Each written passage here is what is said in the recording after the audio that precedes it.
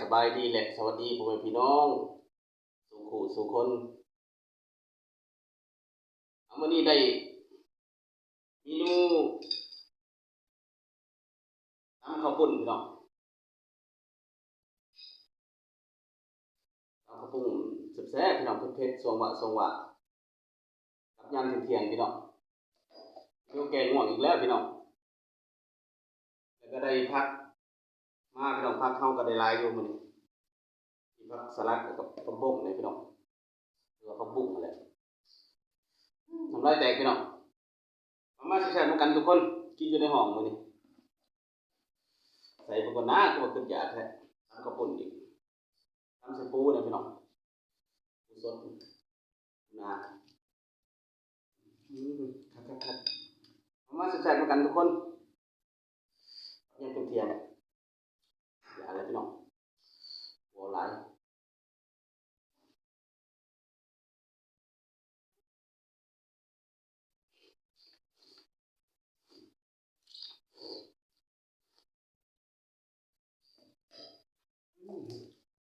ัวครับอันนี้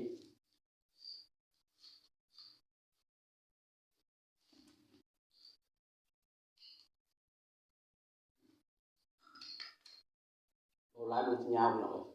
ใส่มันลง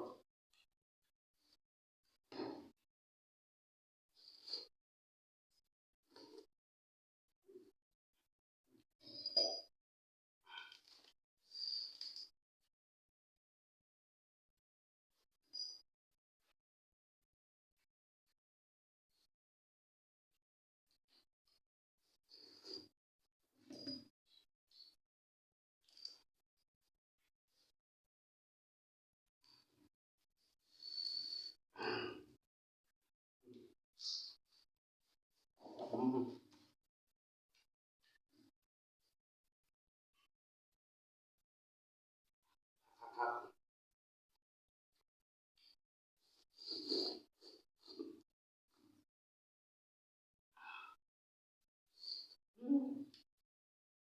ถามพี่น้อง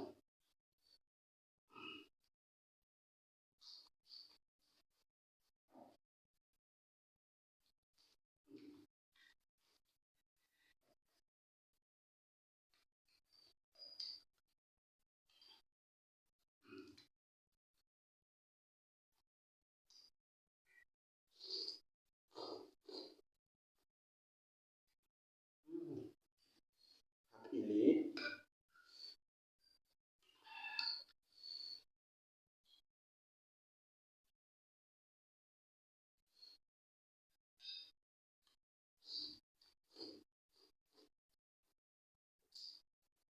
ขอบคุณครับ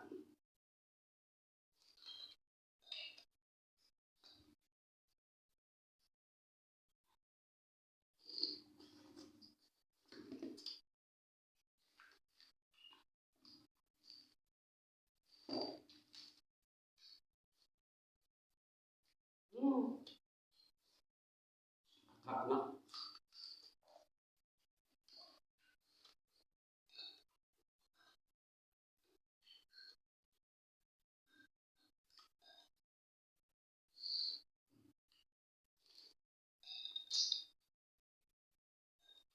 นัวเขาเลย